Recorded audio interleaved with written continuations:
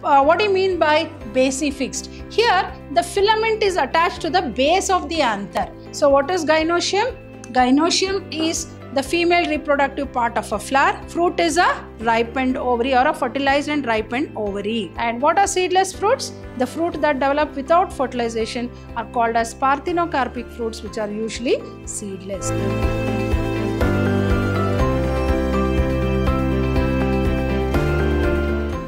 Dear students, welcome back to session 11 of this chapter of your syllabus, chapter 5 of your syllabus called Morphology of Flowering Plants. Myself, B. Shobha Rani from the Department of Biology, Vidyashram Pre-University College, the Temple of Excellence.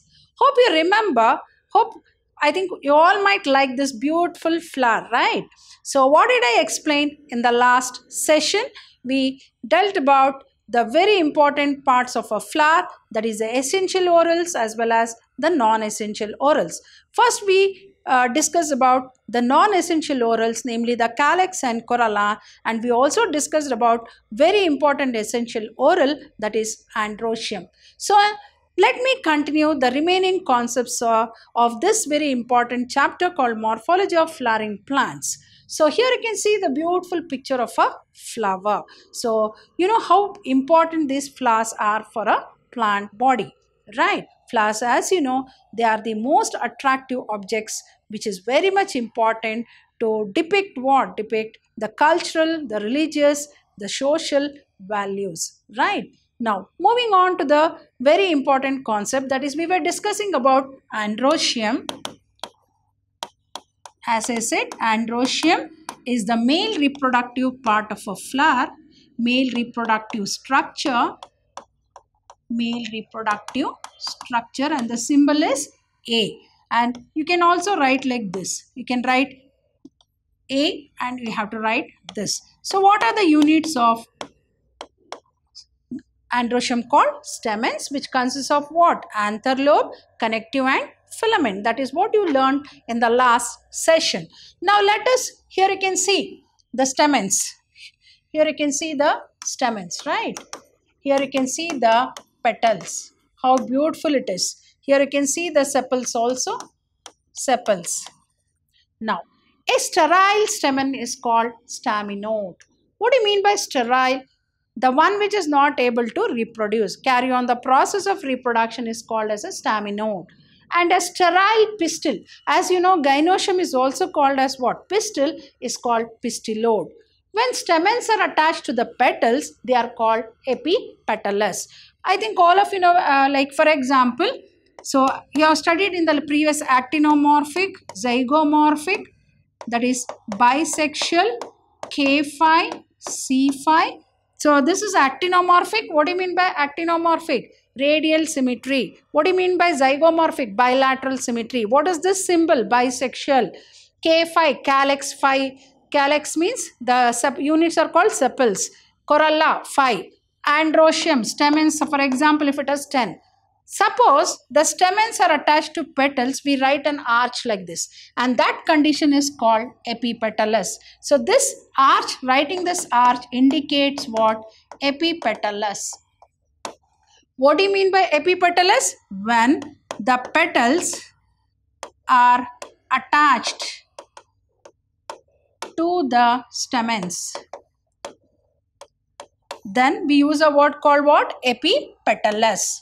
When the stamens are attached to the petals or petals are attached to the stamens, we use a word called epipetalous. Very, very important term when you write the floral formula. When the stamens are attached to the perianth, hope you remember, when calyx and corolla are not distinguishable, then we use a word called perianth, and the units are called tepals. So what are they called?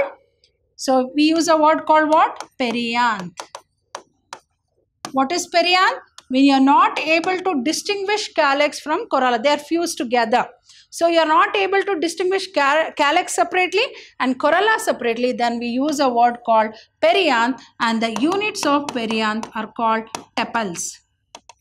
They are called as tepals. Units of calyx are called sepals. Units of corolla are called petals. Units of androecium are called stamens. Units of gynoecium are called carpels.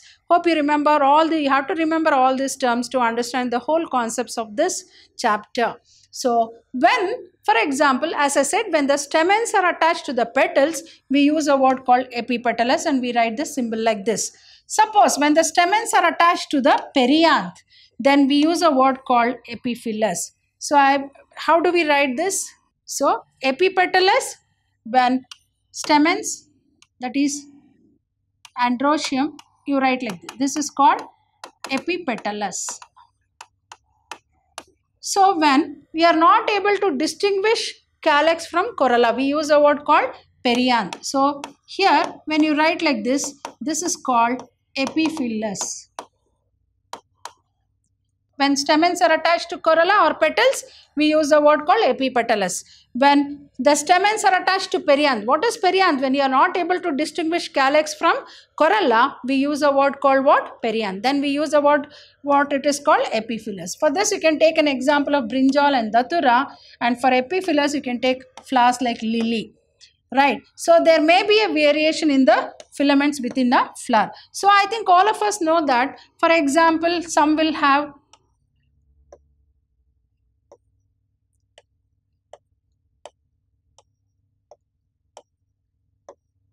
here you can see, here the length of the filaments varies. The length of the filament varies from a flower to flower. So some may be a long, some stamens will have a long filament, some will have a short filament. So based on that also we will come across. So here example is salvia and mustard. So hope you have understood what is epipetalous, example brinjal and datura, and what is epiphyllous, and as I said, and what do you call a sterile stamen? Staminode. Sterile pistil? Pistillode. And as I said, there may be variation in the length of the filaments within a flower, example salvia and mustard. Hope you have understood the concepts here in the slide. Moving on to the next very important terms, syngamy and synandry. Here you can see the beautiful picture. So this is of cucurbita family, that is pumpkin, and this is Tridacus. This is the flower of a Tridacus. Here, what do you mean by syn? Syn means what? Fusion. Gamy means what? Gametes. So anthers are fused, but filaments are free. Here, anthers are fused, but filaments are free. Where you have seen there, the filaments are fused, but the anthers are free. Synandry, both anthers and filaments are free. So here we find that here both anthers and filaments are free. They are not fused. Example, you come across here in Tridacus. This is the example, Tridacus. And for synandry, example, Cucurbita maxima. This is the example. So two more terms you should understand. What is syngamy? Anthers are fused, but filaments are free. Here synandry, andry means what? Androecium. Syn means what? Fusion. But here both anthers and filaments are free, but they are not fused. So we use the word called synandry. Syngamy and synandry. Here anthers are fused, but filaments are free. But actually here both the anthers and filaments are free. Moving on to the next. Based on the attachment of the filament to the anther lobe, we have different types. One is called basifixed, second one is called dorsifixed, and the third one is called versatile. Here you can, what do you mean by basifixed? Here the filament is attached to the base of the anther. For example, like sunflower. Here you can see, this is called basifixed.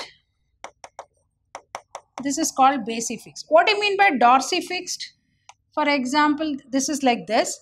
So here on the dorsal side, it will come like this. So here the filament is attached to the dorsal side of the anther.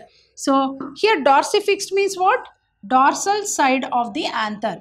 Dorsifixed, here the filament is attached to the dorsal side of the anther. There the filament is attached to the base of the anther. For that, you can take an example of sunflower. Here you can take an example of crotalaria. Then versatile. Here the filaments are attached to the middle portion of the anther so that the anther can swing freely. So what are the types you come across? One is basifixed, dorsifixed and versatile. Versatile means almost it will be hanging freely like this. So basifixed, here the filament is attached to the base of the anther.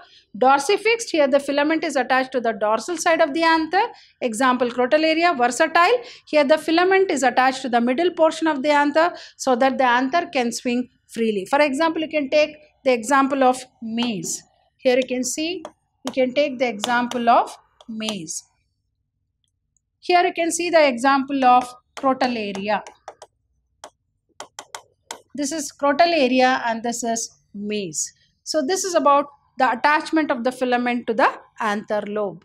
Based on the mode of attachment of the filament to the anther lobe, we have three types. One is called basifixed, second one is called dorsifixed, and the third one is called versatile.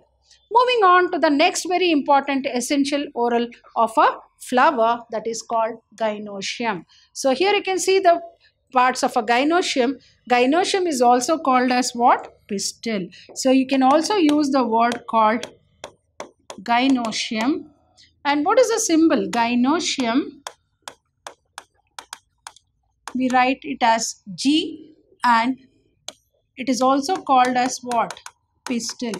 And the units of gynoecium are called carpels, and you can write the symbol like this. Female means what? As you know, this is nothing but the female reproductive part of a flower. So gynoecium is the female reproductive part of a flower, and the units of gynoecium is called carpels. And a gynoecium is made up of three very important parts, that is style, stigma and ovary. What are the three very important parts? Style, stigma and ovary. So this is the style, stigma and the ovary. So this is the ovary and this is nothing but the receptacle.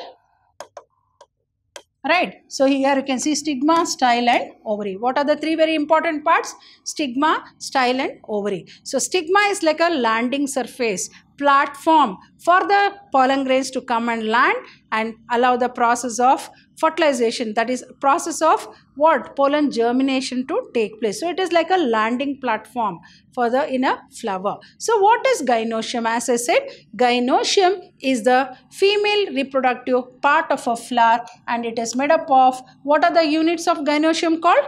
Carpels. As you know, first whorl of a flower is calyx, second whorl of a flower is corolla, third whorl of a flower is androecium, and the fourth whorl of a flower is gynoecium. So what is it? It is the fourth and second essential whorl of a flower. Why do we call it as an essential whorl? Because it is going to take part directly in the process of reproduction. Hence it is called the essential whorl. Now, as I said, it is also called as what? Pistil. And a pistil is composed of one or more carpels and consists of what? Very important. What are the three very important parts? Stigma, style and ovary. Stigma, style and ovary. Here you can see stigma, style and ovary. Now, based on the number of carpels, gynoecium can be called as monocarpellary. Suppose gynoecium or pistil is made up of only one carpel, it is called monocarpellary. When if the gynoecium or pistil is made up of two carpels, it is called bicarpellary. If it is made up of more than two carpels, it is three carpels, tricarpellary. So more than three, polycarpellary. So based on, so gynoecium is what? I repeat. So what is gynoecium? Gynoecium is the female reproductive part of a flower. The symbol what you write is G. And what are the units of gynoecium called? Carpels. And what are the three very important parts? Stigma, style and ovary. So stigma, style and ovary. You can see the ovary here. And as I said, it is the fourth whorl of a flower and a second essential whorl of a flower. As you know, it is a female reproductive part of a flower which takes part in the process of reproduction directly, hence it is called as what? Essential orals. The units of gynosium are called as what? Carpels. And based on the number of the carpels, the ovary may be monocarpellary, bicarpellary and tricarpellary. So here you can come across types of ovary based on the number of carpels. What do you mean by monocarp? Mono means what? Single. So a ovary which has only one carpel is called monocarpellary. Example, bean. What do you mean by bicarpellary? Bi means what? Two. So here the ovary is composed of two carpels, hence it is called bicarpellary. What is the example you are going to give for monocarpellary? Bean. What is the example you are going to give for bicarpellary? That is sunflower. Hope you have understood what is gynosium, what are the units of gynosium called, and what are the parts of gynosium. And as you know, it is the female reproductive part of a flower, essential oral of a flower, fourth oral of a flower. And based on the number of carpels, we differentiate the ovary into monocarpellary, bicarpellary, tricarpellary and polycarpellary. Moving on to the next, as I said, polycarpellary. Here you can see this is the polycarpellary. So this you can come across, this is syncarpus ovary. Now polycarpellary means what? Here the ovary has more than two carpels. So polycarpellary might be tricarpellary. What do you mean by tri? 3. Tetra, 4. 5, pentacarp. More than that, polycarpellary we say. So example, we can take the example of lemon. Then moving across very important concept, this is about the syncarpus ovary of Datura. And here you can see the Michaelia champaka. This is Michaelia champaka. That is sampige hoo. Kannadadalli sampige hoo anta heltare. Now let us understand these two terms. Hope you have understood what is monocarpellary, bicarpellary and polycarpellary. Now let us understand these two terms. So this is a picture of Datura, which is an example for syncarpus. What is syncarpus? When the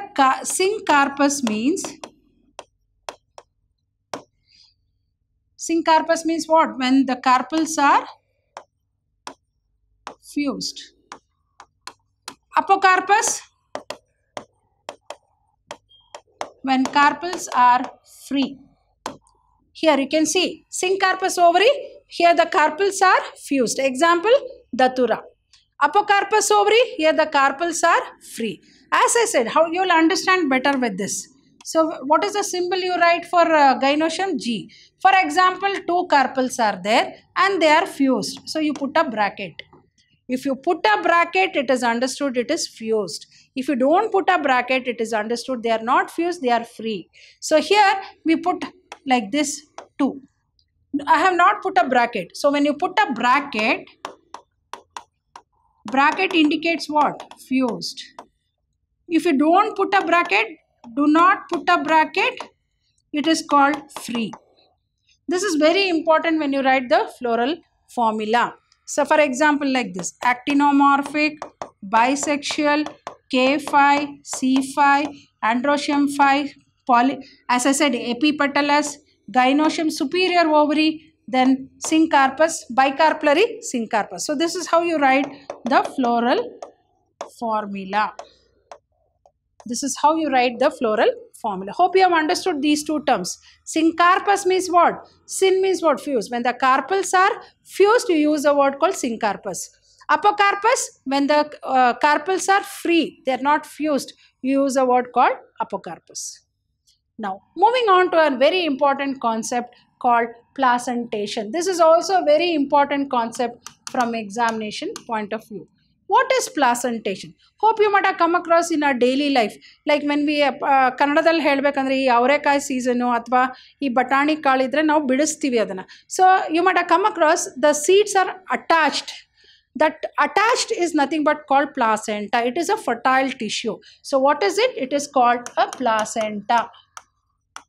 For example, if you come across a pea, here you can see the seeds are attached. So this part is called as placenta.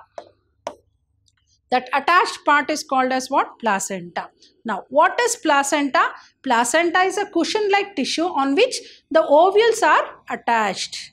So what is placenta? It's a fertile tissue, or you can call it as a cushion, like a very soft tissue, hence it is called cushion like tissue, on which the ovules are attached. The mode of arrangement of ovules on the placenta is called what? Placentation. As I said, this concept is very important from examination point of view. Definitely this you all are going to get for the 3 marks question, estivation, this part. So whichever I say very important, please make note of it, because these are very important and usually asked questions for your board exam. So what is placenta? Placenta is nothing but a fertile tissue or a cushion like tissue on which the ovules are attached, and the mode of attachment of the ovules in the placenta of a ovary is called placentation. So the mode of attachment of ovules on the placenta in a ovary is called placentation. Now let us understand the type of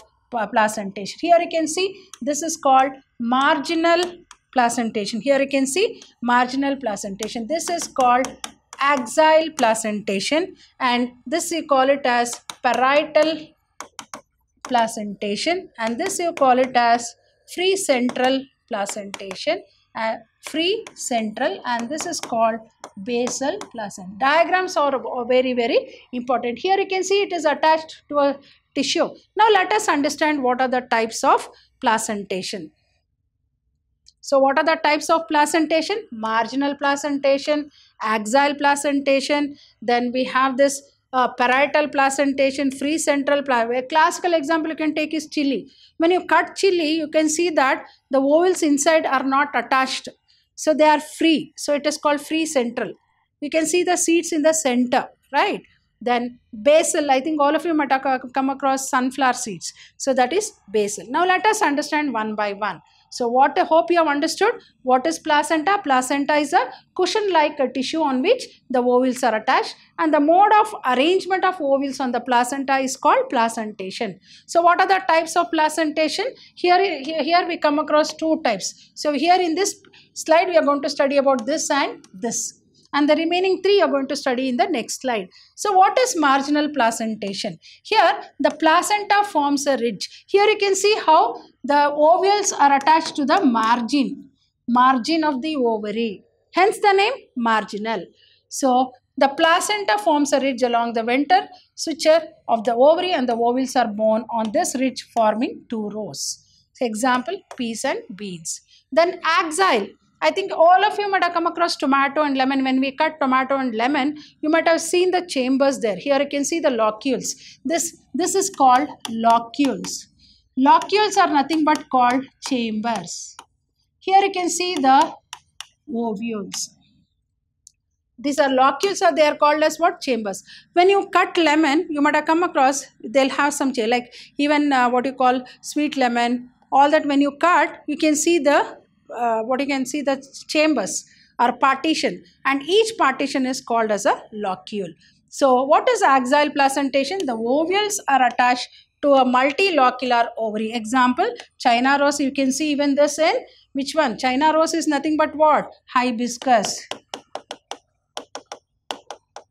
Hibiscus. There is one very important experiment in second PUC, axial placentation, taking TS of ovary. So that time you will understand better in second PUC. Then tomato and lemon. Hope you have understood what is placenta and what are the types of placenta.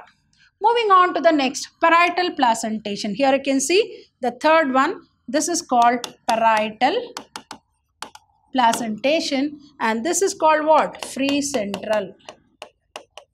Free central, and this is called what? Basal, and this is called marginal, and this is called axial. Now moving on to the parietal placentation. Here you can see the ovules develop on the inner wall of the ovary. Say here you can see the ovules develop in the inner wall of the ovary. For example, like or on peripheral part, like papaya, you can see. Then ovary has one chamber, but it becomes two chamber due to the formation of the false septum. Like for example, you can come across in mustard and argemone. Free central. The ovules are borne on the central axis. See here you can see the ovules are borne on the central axis. Here it is towards the periphery. Periphery means what? Outer margin, right? Here you can see, what is that? The ovules are arranged on the central axis and septa are absent. What do you mean by septa here? Here septa is absent. Septa is nothing but called what? Partition. Or we can also use the word called locule. Locule is absent. Here you can see the locules, but here you don't see the locules. So, and all the ovules are arranged in the central axis. And septa are absent. Example, dianthus, primrose. Then basal placentation. You can see, as I said, sunflower seeds, you can see the placenta develops at the base of the ovary. Here you can see the placenta develops at the base of the ovary.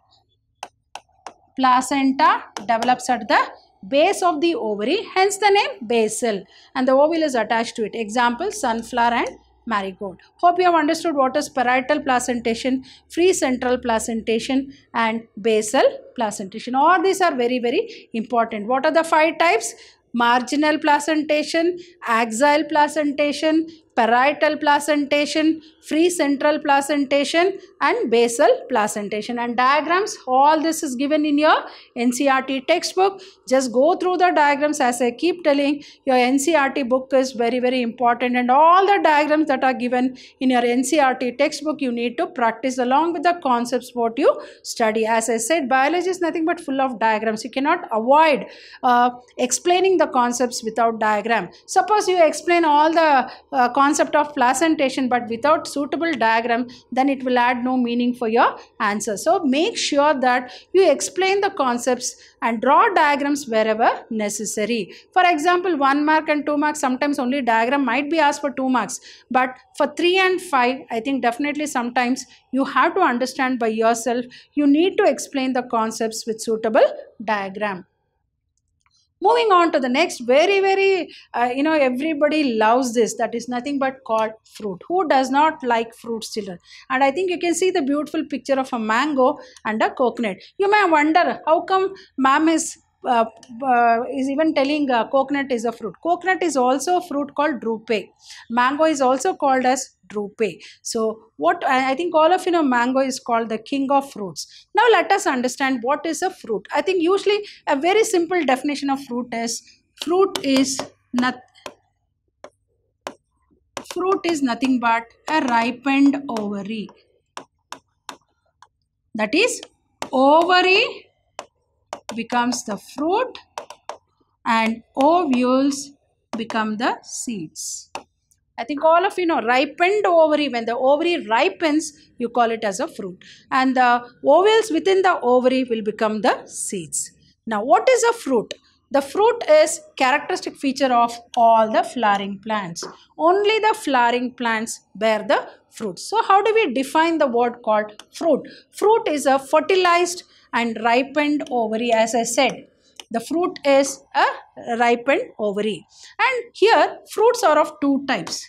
One is called the true fruit and the second one is called the false fruit. What do you mean by true fruit? What is a fruit? Fruit is a ripened ovary or a fertilized and ripened ovary. Or as I said, the ovary develops into fruit and the ovules develop into seeds. Now, what do you mean? What are the types of fruit? Here, 2 types of fruits are there. True fruit, false fruit, and also there is one more called parthenocarpic fruits. Seedless fruits. I think most of us like to have seedless fruits. Like for example, seedless grapes, seedless pomegranate, seedless papaya. Right? Now, what is true fruit? A fruit which develops from the ovary. Only from the ovary is called as a true fruit. Other than the ovary, if a fruit develops from any other parts of a plant body like thalamus, it is called as a false fruit. I think all of us know apple. Apple is is a very nice fruit which is liked by many people. So apple is also called as pome, which is an example for false fruit because it develops from the thalamus. The edible part of the pome or the apple is the thalamus. And what do you mean by parthenocarpic fruits? Fruits which develop without fertilization. And usually the parthenocarpic fruits are seedless fruits. Parthenocarpic fruits are seedless fruits. Hope you have understood what is a fruit. And here you can see the outermost part of a fruit is epicarp, mesocarp, seed and endocarp. For example, like the part which is edible. What do you mean by edible?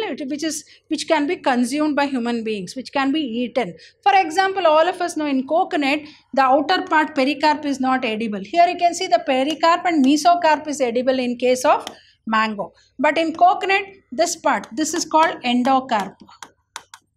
And this is edible. So what is a fruit? Fruit is a ripened or a fertilized ripened ovary, and fruit ovary develops into fruit and the ovules develop into seeds later. What are the three types of fruits? True fruits, false fruits and parthenocarpic fruits. What are true fruits? Fruits which develop from the ovary. False fruit, fruits which do not develop from ovary, but if at all they develop from any other part of a plant body like thalamus, it is called false fruit. What do you mean by parthenocarpic fruits? Fruits which develop without fertilization, they are called as parthenocarpic fruits, and usually parthenocarpic fruits are seedless fruits. I think here you can see in this beautiful picture, see the beautiful grapes, and here you can see the apple. There's a saying, no, an apple a day keeps a doctor away. So we'll be more healthy like if we have every day one apple. So as I said, the fruit that develops from other than the ovary is called as what? False fruit or a pseudo fruit. So a fruit which develops from ovary is called as true fruit, and a fruit which does not develop from ovary but other than any other parts, it is called as pseudo. You can use a word also called false fruit or pseudo fruit. Then I think all of us know fruit is surrounded by a fruit wall called pericarp that consists of three layers: epicarp, middle mesocarp and inner endocarp. So what are the three layers of fruit wall, or you can call it as the fruit wall? Outermost, you use a word called epicarp, middle mesocarp and inner endocarp. So these are the layers. Then the fruit without seed, as I said, is called parthenocarpic fruit or a seedless fruit, and the method of obtaining seedless fruit is called as what? Parthenocarpy. So what is, as I said, a fruit that develops from ovary is called as a true fruit. The fruit that does not develop from the ovary is called as a false fruit or pseudo fruit. And a fruit which is, as I said, fruit is surrounded by three walls. One is, the outermost is called as epicarp, inner is that is the middle called mesocarp, and the inner called, so this epicarp forms the outer, this is middle and this is inner. And what are seedless fruits? The fruit that develop without fertilization are called as parthenocarpic fruits, which are usually seedless. Hope you have understood all the concepts what I have explained in today's session. So I'll be back with some more concepts of the same chapter called Morphology of Flowering Plants. Till then, goodbye and thank you.